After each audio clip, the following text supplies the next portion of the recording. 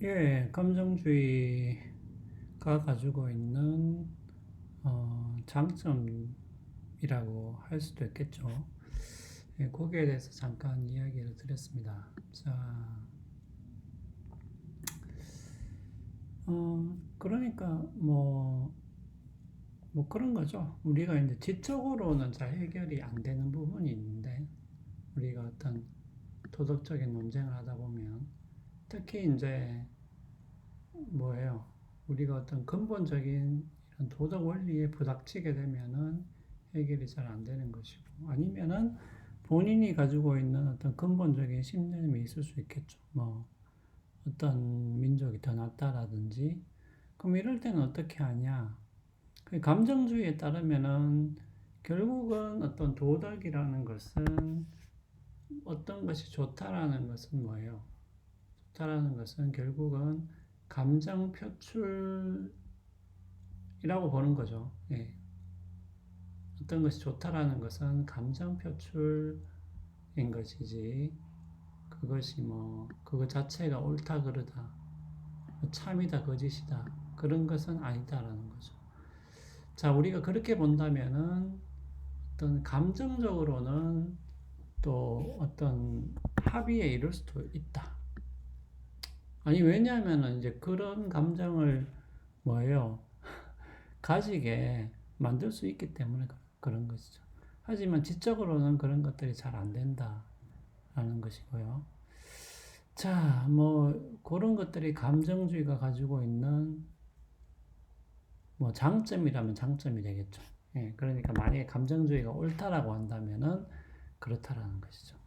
하지만은 여기서도 나오듯이 감정주의가 가지고 있는 이 난점들이 있는데, 자, 그것은 뭐냐면 이제 이런 것이죠. 우리가 아까도 이야기했다시피 감정주의라는 것은 기본적으로는 뭐예요?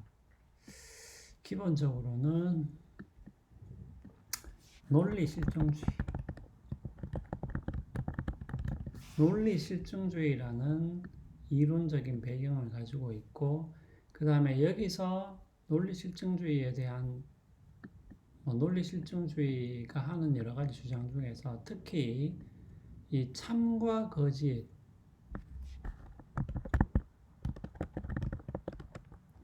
참과 거짓 진술에 대한 이론들이 있었죠. 그래서 경험적, 분석적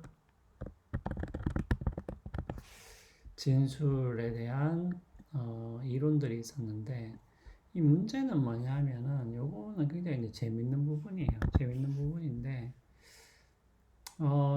이제 어떤 난점이 있냐 하면, 그러니까 감정주의가 결과적으로 논리 실증주의, 그러니까 논리 실증주의라는 배경 이론을 가지고 있는데, 문제는 뭐냐면 이 논리 실증주의의 이 배경 이론에 만약에 문제가 있다면은 뭐예요? 결과적으로는 그 문제가 공리주의가 아니죠. 감정주의의 문제가 되어버리는 거겠죠. 예, 그렇게 되겠죠. 예. 왜냐면 이 논리 실증주의를 배경으로 삼고 있는데, 요것이 요 주장 자체가 문제가 있다면 결국 그것은 감정주의의 문제가 되어버리는 것이겠죠. 자, 그러면은 뭐가 문제냐? 되게 간단해요. 뭐냐면은 경험적 진술과 분석적 진술만이 참이거나 거짓인 진술. 요게 주장이잖아요.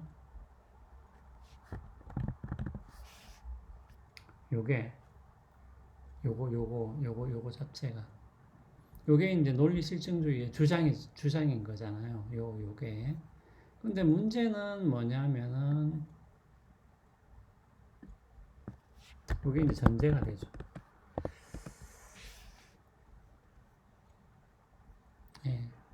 뭐 여기에도 나와 있는데 그렇죠. 예. 진리 주장은 경험적이거나 분석적이죠. 예.